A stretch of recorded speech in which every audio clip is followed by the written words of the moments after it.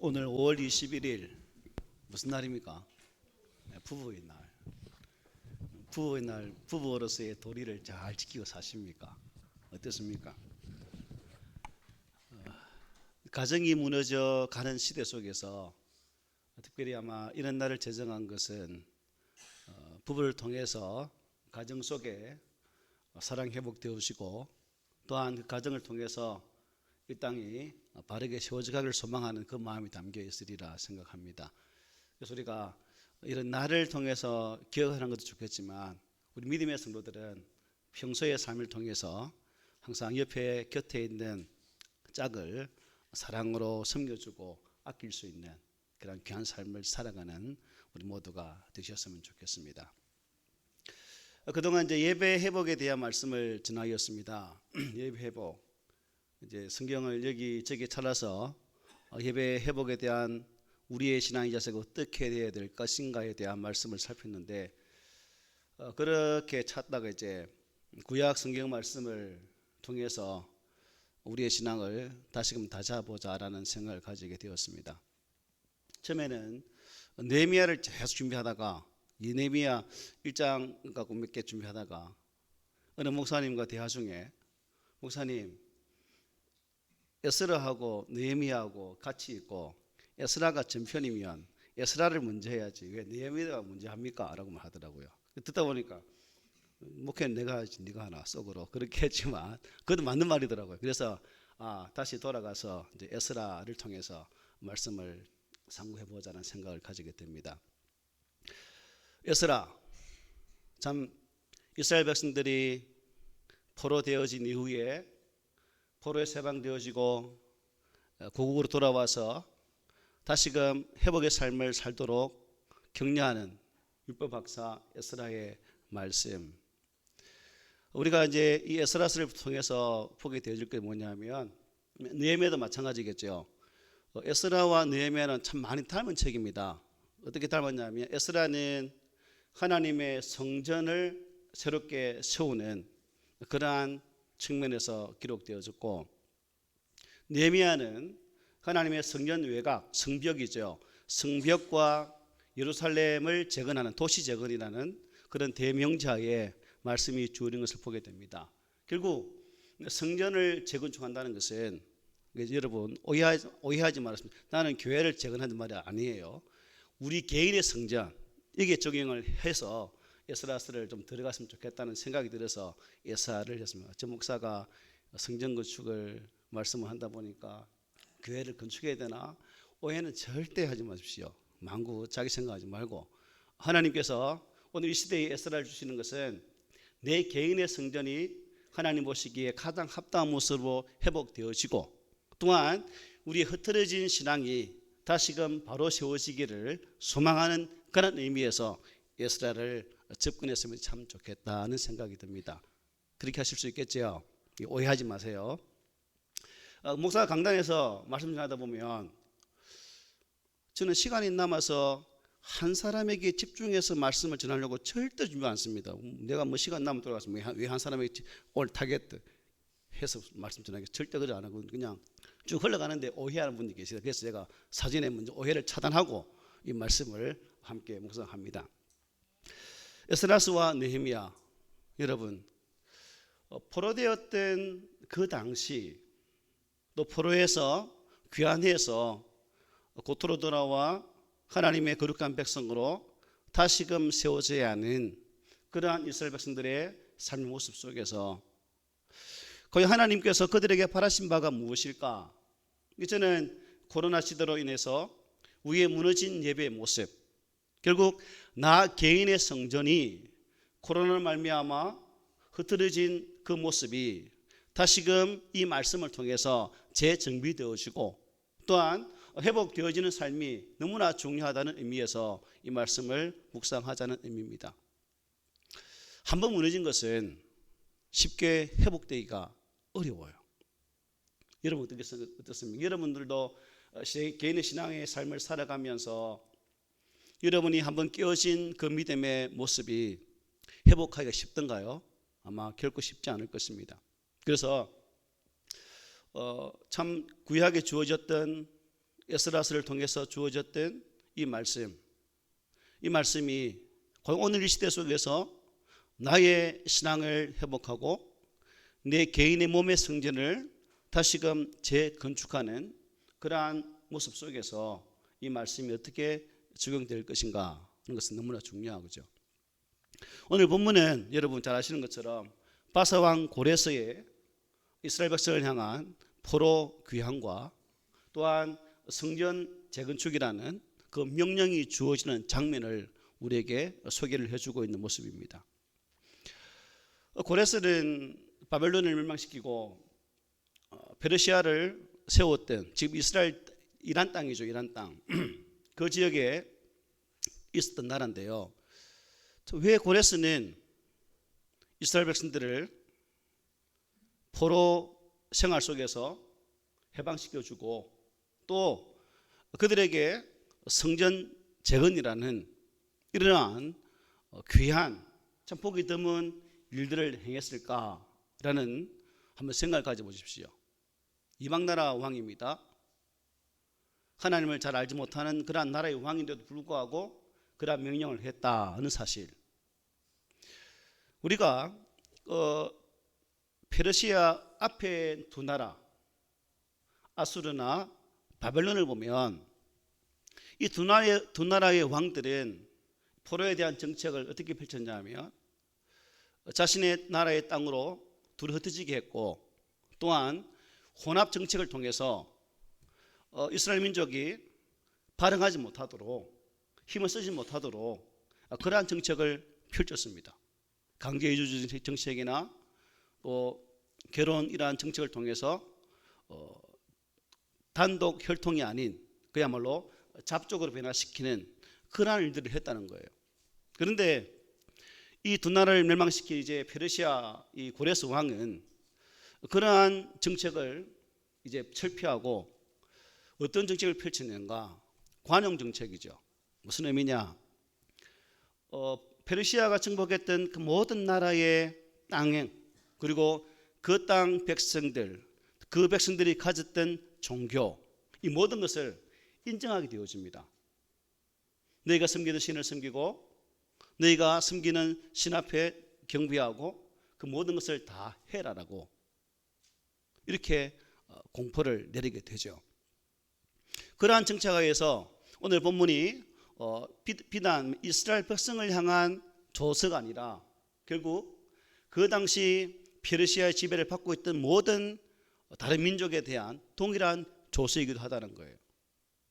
그래서 이 고레스 왕은 이러한 정책을 통해서 그 백성들이 자신에게 온전히 복종하기를 원하는 그러한 정책을 펼쳐서 이 거대한 나라가 비록 여러 민족으로 구성되어진 그런 나라지만 그 나라가 하나 되기를 소망하는 그 마음이 간절했기 때문에 이러한 관용 정책을 펼치게 되어졌다라고 보면 좋을 것 같습니다. 이것이 이제 우리가 보게 되어지는 일반적인 역사의 흐름으로 보게 되면 이런 관점이죠.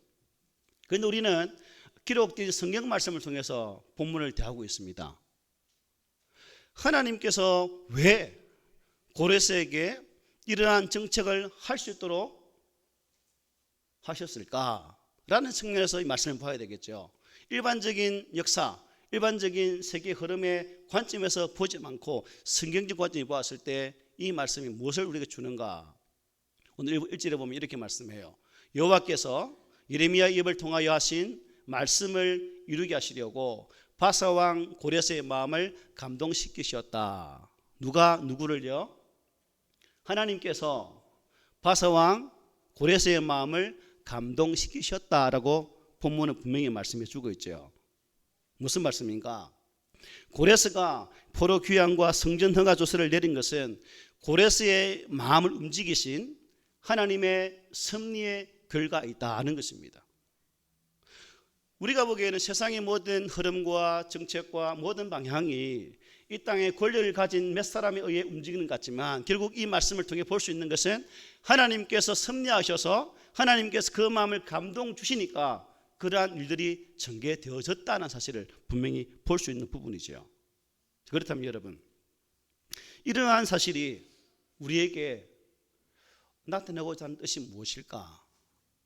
라는 질문을 가질 수 있겠죠. 바로 하나님께서 이 역사에 무엇이 된다는 거예요? 주관자가 되신다는 사실을 이 말씀이 우리에게 가르쳐주고 있습니다. 오늘날 참 우리 믿음의 사람들이 하나님의 거룩한 복음 앞에 서서 그 복음의 은혜 앞에 구원받은 자로서의 삶을 살아감에 있어서 내가 구원받은 것, 내가 구원받은 하나님의 교회를 섬기면서 또 이 땅에서 사회 구성원으로 살아가면서 믿는 자로서의 삶의 모습을 보여주는 이 모든 과정들의 모습들이 결국 내가 나의 모든 것으로 하는 것이 아니라 오직 하나님의 전적인 주권의 손길 앞에 매여 있다는 사실을 분명히 깨달아야 된다는 사실입니다. 자문 기자는 이렇게 말씀하죠. 사람이 마음으로 자기 길을 계획할지라도 그 길을 인도하시는 이는 누구라고요? 하나님이시다라고 분명히 말씀합니다. 즉 인간의 모든 마음과 생각, 계획까지도 하나님께서 인도하신다는 사실입니다. 믿으십니까? 이 사실이 믿어져야 된다는 거예요. 그러므로 우리는 내 삶의 현장에서 내가 살아갈 때에 이 모든 삶의 모든 영역들이 내가 뜻하고 계획하고 준비한 일대로 하는 것이 아니라 하나님께서 인도하심으로 내 삶의 모든 여정이 펼쳐지고 있다는 사실을 믿음으로 확신을 해야 된다는 거예요. 이 믿음이 있어야 우리 흐트러진 신앙이, 우리의 무너진 믿음이 회복될 수 있는 것이고 내 개인의 몸의 성전 또한 하나님이 거할 수 있는 아름다운 성전이 될 수 있다라고 오늘 본문을 통해서 우리에게 말씀하시는 거예요. 세상 살아가면서 하나님 뜻을 안다는 것, 저는 어찌 보면 우리 믿는 사람들이 너무나 행복한 사람인 것 같아요. 세상 사람들 하나님 뜻을 알지 못해요. 그러나 우리에게는 한 가지 책이 있잖아요. 기록되어진 말씀이 우리 손에 들려져 있기 때문에 이 말씀을 묵상하는 자, 이 말씀을 보는 자, 듣는 자가 하나님 뜻을 깨달게 된다는 거예요. 그런 의미에서 우리는 플러스 알파의 삶을 사는 거예요. 유리한 삶을 산다는 거죠. 이러한 유리함을 안고 있는 우리 믿음의 사람이 내 삶의 현장에서 이 승리자 하나님, 주권자 하나님, 지금도 내 삶의 모든 것을 인도하시는 그 하나님 온전히 신뢰하고 나가는 그 믿음이 이제 오늘 이 시대에 우리에게 회복되어져야 된다는 것입니다. 여러분, 바라옵는 것은 이제 하나님의 역사하심을, 하나님 뜻하심을 말씀을 통해서 온전히 바라보고 우리 성령님의 은혜 가운데서 내 개인의 성전이 회복될 수 있도록 하나님의 전적인 섭리의 손길 앞에 온전히 맡긴 바 되어진 삶을 살아가는 우리 모두가 되기를 원합니다. 1절을 한번 더 볼게요. 우리 함께 읽어봅시다. 시작. 여호와께서 예레미야 입을 통하여 하신 말씀을 이루게 하시려고 바사 왕 고레스의 마음을 감동시키시매. 아멘. 이 보니까 예레미야의 입을 통하여 하신 말씀을 이루게 하시려고 라고 말씀합니다. 하나님께서 고레스의 마음을 감동시키셔서 그로 하여금 포로 귀환과 성전 건축 허가를 내리게 하신 것은 당신께서 예레미야 입술을 통해서 이미 예언하신 그 말씀을 이루시게 하기 위함이다 하는 거예요. 자, 그렇다면 에스라 율법 박사가 돌아와서 전을 건축하는데 이 고레스가 칙령을 내리지만 예레미야가 이미 오래전에 이 부분에 대해서 말씀하신 바가 있겠다라는 그런 유추가 가능하죠. 예레미야 시대에 포로로 잡혀가기 전 이스라엘 백성들을 향해서 하나님 말씀을 전하게 됩니다. 그때에 일어난 예언의 말씀이 주어졌다는 거예요. 그래서 말씀 찾아보니까 예레미야 25장 11절로 14절 말씀과 29장 10절로 14절 말씀에 예언의 말씀이 기록되어 있는 것을 보게 됩니다. 그 두 구절 중에서 예레미야 29장 10절부터 14절의 말씀을 제가 읽어드릴 테니까 여러분 눈으로 잘 보시기 바랍니다. 여호와께서 이와 같이 말씀하신지라 바벨론에서 70년이 차면 내가 너희를 돌보고 나의 선한 말을 너희에게 성취하여 너희를 이곳으로 돌아오게 하리라. 여호와의 말씀이니라. 너희를 향한 나의 생각을 내가 아나니 평안이요 지향이 아니니라. 너희에게 미래와 희망을 주는 것이니라. 너희가 내게 부르짖으며 내게 와서 기도하면 내가 너희들의 기도를 들을 것이요 너희가 온 마음으로 나를 구하면 나를 찾을 것이요 나를 만나리라. 이것은 여호와의 말씀이니라. 나는 너희들을 만날 것이며 너희를 포로된 중에서 다시 돌아오게 하되 내가 쫓아보내었던 나라들과 모든 곳에서 모아 사로잡혀 떠났던 그곳으로 돌아오게 하리라. 이것은 여호와의 말씀이니라. 아멘. 예레미야가 이미 이스라엘 백성이 포로로 끌려가기 전에 이스라엘 백성들을 향해서 예언했던 말씀입니다. 여기 보니까 70년이라고 말씀하고 있죠. 70년. 이것은 이스라엘 백성들이 70년 동안 바벨론에서 포로 생활을 하게 될 것이다 라는 말씀이 아니라 바벨론이 70년 동안 통치를 하게 된다는 뜻의 말씀입니다. 그래서 역사를 보면 실제로 바벨론이 페르시아에게 멸망할 때가 BC 539년, 그 나라가 세워진 지는 BC 이전에 612년경이니까 이 개수를 떼보면 약 70년 되더라는 거예요. 그러니까 이 70년은 포로로 고생하는 연수가 아니라 바벨론이 이 땅에서 하나님의 섭리 가운데 사용되어지는 연수가 70년임을 말씀해 주고 있다는 것이죠. 여러분, 하나님은 이처럼 당신께서 하신 약속의 말씀은 그것이 무엇이든 정한 때에 한치 오차 없이 정확하게 이루시는 분임을 우리는 이 말씀을 통해 깨닫게 되는 거죠. 그래서 이사야 선지자는 이렇게 말씀한 바 있습니다. 내 입에서 나가는 말도 이와 같이 헛되이 내게로 돌아오지 아니하고 나의 기뻐하는 뜻을 이루며 내가 보낸 일에 형통함이라고 말씀하셨습니다. 사람은 약속한 것을 잘 지킵니까? 아니죠. 조석으로 바뀌는 것이 아침 저녁 바뀌면 그만 참 좋은 사람이에요. 조석이 뭐고 돌았으면 바뀌는 게 우리 사람 마음 아닙니까? 환경이 변하면 약속을 지킬 수 없다. 마음이 변해서 약속을 지킬 수 없다. 이게 우리 인간들의 마음이죠. 그러나 하나님은 전능하신 분이시죠. 어떠한 환경도 하나님의 의지를 막을 수 없고 하나님 자신이 신실하고 어려운 분이시기에 반드시 지키신다는 것입니다. 여러분의 삶을 살아오면서 여러분들은 약속으로 받으신 하나님의 말씀을 여러분의 삶의 경험으로 체득하신 분 계십니까? 아마 하나님 은혜를 경험하신 분이라면 약속의 말씀에 대한 신실성은 충분히 믿을 수 있을 것입니다. 하나님께서 약속하신 일 중에 여러분 기록된 성경을 쭉 보면 이루시지 않은 일이 없다는 사실입니다. 하나님은 아브라함에게 그의 자손이 애굽으로 내려갔다가 4대 만에 다시금 가나안 땅으로 돌아온다고 말씀하셨죠. 실제로 하나님은 모세를 들어서 또한 여호수아를 들어서 그 땅으로 돌아오게 하시는 역사를 볼 수가 있습니다. 자녀가 없던 아브라함에게 하나님께서는 반드시 내가 사라에게 내 대를 이을 수 있는 아들을 낳게 하실 것이다 말씀하셨던 그 하나님은 아브라함과 사라의 계획은 우리의 나이로는 도저히 불가능하지만 하나님은 사람이 불가능하다 느끼실 때에 하셨던 그 약속을 이루어 주셨던 모습을 이삭을 통해서 우리는 분명히 보게 됩니다. 그리고 창세기 3장에 아담과 하와가 범죄함을 통해서 하나님과 약속의 언약이 깨어진 그 상황 속에서 하나님은 내가 여자의 후손을 통해서 다시금 너희를 회복시키리라고 약속의 말씀을 주셨죠. 그분이 그리스도십니다. 창세기 약속되어졌던 그 그리스도가 4,000년이 지난 이후에 이 땅에 예수 그리스도가 오셨고 그분을 말미암아 깨어진 그러한 하나님 관계를 회복시키시는 이 놀라운 약속 또한 진실이 이루어지는 모습을 우리는 성경을 통해서 분명히 볼 수 있다는 거죠. 실로 하나님의 약속의 말씀은 그것이 큰 것이든 적은 것이든 반드시 이루어진다는 사실입니다. 자, 그렇다면 오늘 여러분들이 하나님 안에서 하나님 약속의 말씀을 보고 있는 그런 상황 속에서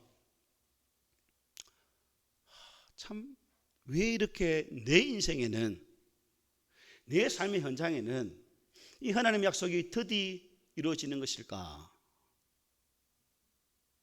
나에게는 하나님의 약속의 말씀이 은혜가 아무 상관이 없는 것일까라고 생각하는 분들이 아마 많을 거예요. 그렇죠? 그래서 이게 진짜인가? 의심되기도 하고, 또 그 의심이 불신을 낳아서 잠시 예수 그리스도를 손에서 놓게 되어지는, 교회를 떠나게 되어지는 그런 모습도 비일비재하게 우리 삶의 현장에서 볼 수 있다는 사실입니다. 여러분, 창세기에 약속되어진 그 그리스도의 말씀이 4,000년이 지난 서기 1년에 예수를 통해서 이루어졌습니다. 그리고 또 기록된 말씀이 오늘날 2000년이 지난 이때에 과연 이것이 이루어질까라고 봤을 때에 여러분, 4,000년에 비하면 2000년은 길까요, 짧을까요? 참 짧죠. 안 그렇습니까? 절반이니까. 하나님은 우리가 볼 땐 드디 되는 것 같지만, 전혀 이루어지지 않는 것 같지만, 하나님의 때에 하나님의 뜻은, 약속은 반드시 이루어진다는 거예요. 하나님께는 2000년, 1000년, 4000년이 의미가 없다는 거예요. 1000년이 하루 같다는 말씀이 있지 않습니까? 그렇다는 거죠. 그러므로 우리는 우리의 삶을 살아가면서 있어서 조급해하거나, 또한 그 조급함으로 말미암아 우리의 신앙을 흐트려서는 안 된다는 것입니다. 오직 우리 신앙의 믿음의 표대 대신 예수 그리스도를 바라보고, 또한 그 주 예수 그리스도 안에서 하나님의 택한 백성의 삶을 살아가는 그런 우리가 되어야 되죠. 그래서 베드로는 하나님의 약속이 성취되지 않고 실제되는 것을 이렇게 말씀해요.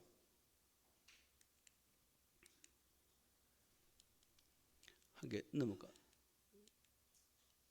제가 읽어드릴게요.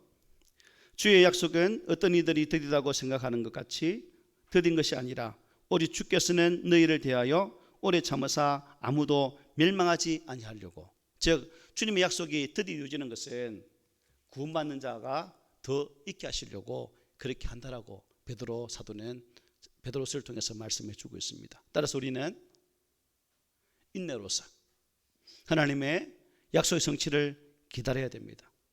하나님의 약속은 우리의 생전에 이루어지지 않을 수도 있습니다. 내가 죽어서 한 줌의 죄가 되어 땅에 묻혀 있을 그때에 이루어질 수도 있다는 거예요.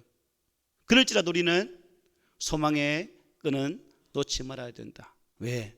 전임하신 주님께서 우리를 다시 부르사 무덤의 문을 여시고 하나님의 거룩한 그 은혜 가운데 거하게 하실 그날이 반드시 있기 때문입니다. 그러므로 우리 모든 성도들은 하나님의 분명한 말씀에 대한 확신을 가지시고 하나님을 더욱더 의지할 수 있는 그러한 신실한 성도들이 되시기를 바랍니다.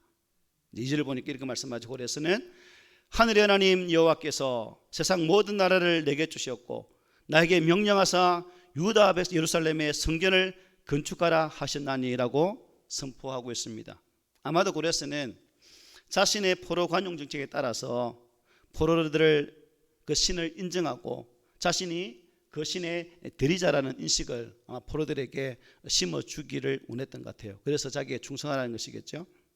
그래서가 자신의 포로 정책에 따라서 이런 말을 하고 또 실제로 그대로 이행하기를 하였다고는 하지만 결국 고레스에 대한 이 약속 또한 이미 160년 전에 이사야가 했던 말씀이기도 합니다. 이사야 44장에 보면 고레스가 이러한 일들을 하게 될 것이라고 예언하고 있거든요. 즉 하나님은 당신의 택한 백성들을 구원하시기 위해서 고레스를 미리 준비하셨고 그로 하여금 바벨론을 무너뜨리시고 이스라엘을 해방시켜 주셨다는 것입니다. 여러분 잠이 오셔요? 잠이 온다는 것은 설교자가 시원찮거나 여러분들이 밤새 뭘 했는지 모르겠지만 힘든 육체적 고통 가운데 계셨다가 말씀 들으니까 깊은 잠이 온다는 설이 있습니다. 또 한 설은 여호와께서 사랑한 자에게 잠을 주신다는 합리적인 사고방식 속에서 잠을 자야지라고 생각하는 분이 계십니다. 그러나 이 세 가지 생각은 다 접어두시고 오직 말씀 앞에 집중하는 시간 되었으면 좋겠습니다. 어쨌든 고레스가 자신의 포로 정책에 따라서 이러한 선포를 하게 되어지는데, 여러분 바벨론이나 페르시아에 비교해서 이스라엘 이 나라는 어떤 나라일까요? 참 작은 나라입니다. 그죠? 그 거대한 강대국 사이에 끼어 있는, 설령 우리나라와처럼 거대한 러시아와 중국의 귀퉁이에 있는 작은 나라와 같은 그러한 존재가 이스라엘이거든요. 신명기 7장 10절에 이렇게 말해요. 너희는 오히려 모든 민족 중에 가장 적다. 그만큼 하나님도 야야 너희들 적은 나라야 라고 말씀하셨던 나라입니다. 그래서 이처럼 하나님께서 미미한 이스라엘을 위해서 대제국을 망하게도 하시고 흥하게도 하셨다는 사실입니다. 사실 바벨론이 역사의 무대 등장해서 근동 지역을 지배하고 군림한 것은 결국 하나님께서 이스라엘 백성들의 그 범죄함을 위한 도구였죠. 범죄한 이스라엘 백성들을 징계하기 위해서 바벨론을 강하게 하셨고 그 나라에 멸망토록 하셨다는 거예요. 그리고 이제 그 기한의 차심에 하나님께서는 다시금 페르시아를 세우시고 이 바벨론을 멸하시고 이스라엘 백성들을 해방시키는 그 은혜를 주시게 되어졌다는 사실입니다. 그러므로 우리는 이런 사실을 통해서 알 수 있는 게 뭡니까? 이 세상 역사는 철저하게 하나님의 택한 백성들 중심으로 이루어진다는 거예요. 여러분 감사하지 않습니까? 내가 무엇인데 하나님께서 내 중심적으로 이 역사를 이루어가실까? 여러분 감사하지 않습니까? 우리는 이토록 존귀한 자예요. 비록 내가 생각할 때는 볼품없고 참 의미 없는 삶을 살고 많은 사람들에게 영향을 끼치는 그러한 삶을 살지 못하지만 하나님께서는 나를 구원하셔서 주 예수 그리스도 안에서 은혜 받은 자로 세우셔서 하나님의 거룩한 일을 이루시는 그 역사의 중심에 우리 각자를 세워주셨다는 거예요. 그러니까 내가 귀해요 안 귀해요? 귀한 존재죠. 여러분 이 귀한 존재로 세워진 하나님 은혜가 감사하지 않습니까? 우리가 이 하나님 은혜를 안다면 우리가 이 하나님의 분명하신 나를 위한 이 승리 역사를 안다면 감히 우리가 어찌 나를 구원하신 하나님 앞에 무의미한 삶으로 살아갈 수 있겠습니까? 그러므로 바라기는 우리 모든 성도들이 이 분명한 말씀을 확신하고 지금 하나님은 나를 통해 일하시고 나를 이 역사를 이루어가시는 하나의 도구로 쓰시기를 원하신다는 이 분명한 외침 앞에 저 여러분들이 하나님 아멘입니다라고 우리의 몸을 맡겨드릴 수 있는 그러한 복 있는 삶을 살아가는 성도들이 되시기를 축복합니다. 그리고 우리 3절 한번 볼까요? 3절 다음 읽어봅시다. 시작. 이스라엘 하나님은 참신이시라.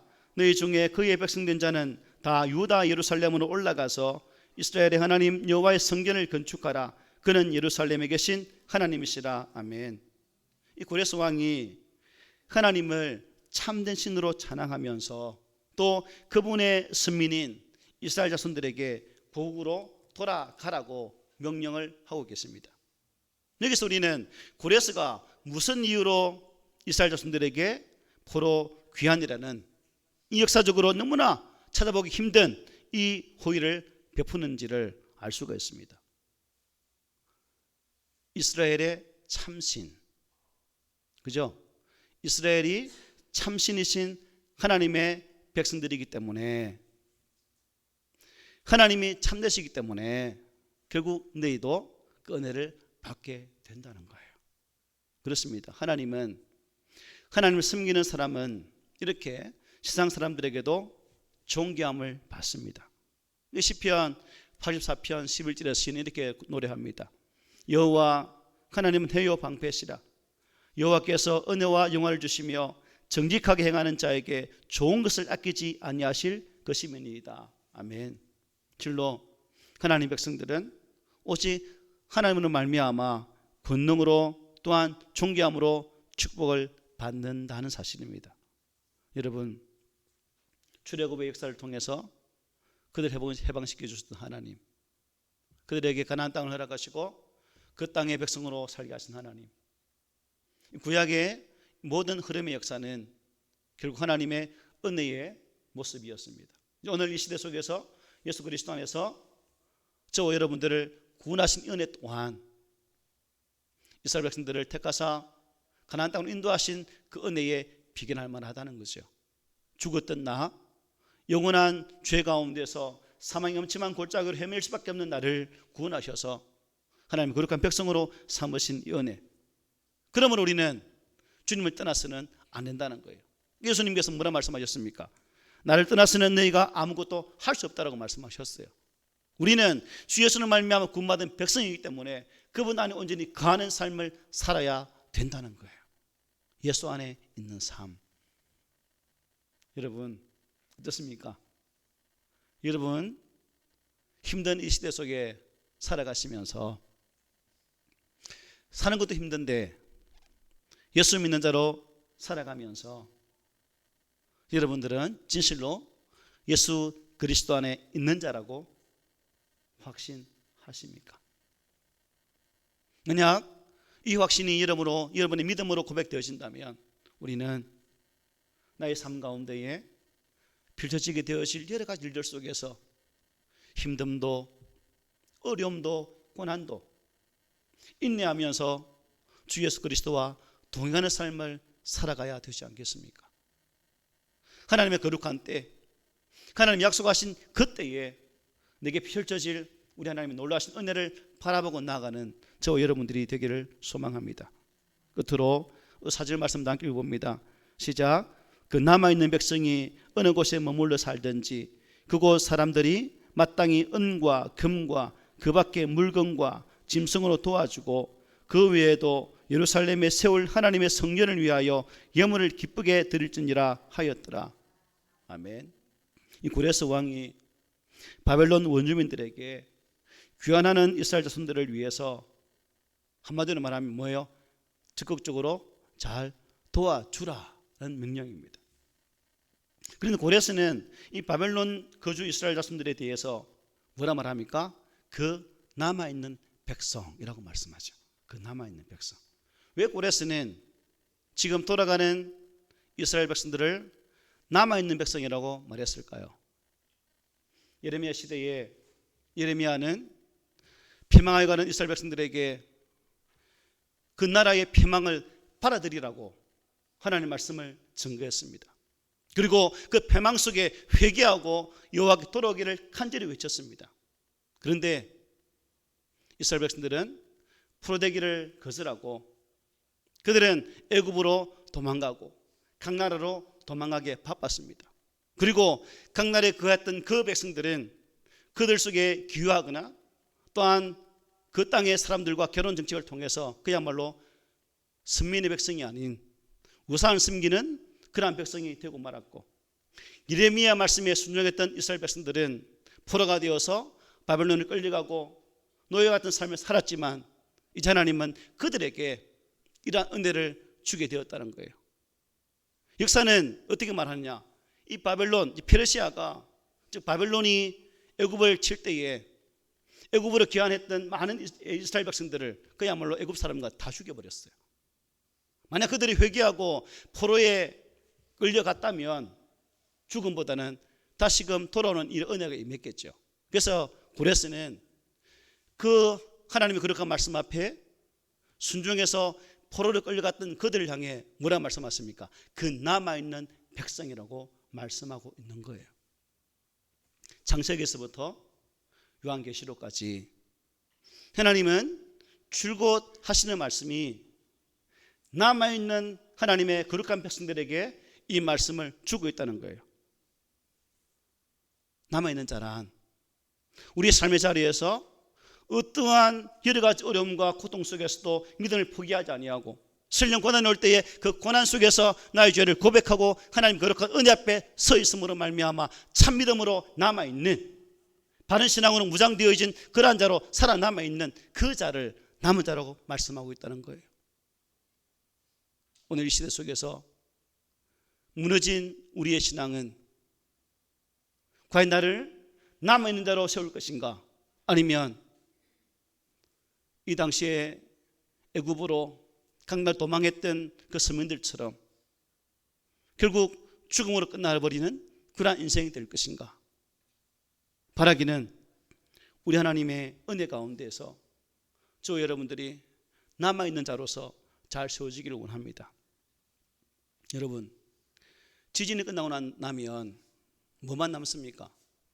튼튼하게 잘 지어진 집만 남죠. 최근에 터키의 지진 보셨죠? 그렇게 다 무너진 폐허의 도시에 무너지지 않는 건물이 딱 하나 있더라고요.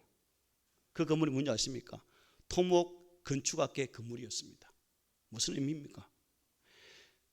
건축법대로 건축했을 때 그 건물이 무너지지 않고 살아남더라는 거예요. 그리고 에르진이라는 도시, 에르진시에 보면 그 도시 전체는 전혀 폐허가 전부 다 안 무너졌어요. 왜요? 에르진시의 시장이 철저하게 뇌물을 공급하는 그 사람들의 그 뇌물 공개 속에서도 다 거부해버리고 법대로, 건축법대로 건축하도록 만들었기 때문에 이 에르진시가 그 강기 속에서도 한 채도 넘어지지 않고 다 남아있더라는 거예요. 무슨 의미입니까? 저와 여러분들이 하나님의 거룩한 말씀으로 무장되어지고 우리의 신앙의 기초이신 예수 그리스도 안에 서서 그분을 나의 터로 삼고 우리의 믿음을 건축하고 진실로 이 마지막 시대 속에서 수많은 유혹과 비박 속에서도 남아있는 믿음의 삶을 살아갈 때에 온전히 살아남는 그러한 자가 될 수 있다는 사실이죠. 바라기는 저 여러분들이 이 어려운 때에 이 이제 에스라서의 말씀을 묵상하면서 무너진 나의 신앙, 내 몸의 성전을 다시금 잘 회복해서 이 마지막 때에 하나님의 참 뜻을 이루는 진정한 남은 자가 되시기를 오늘 말씀으로 축복을 드립니다. 아멘.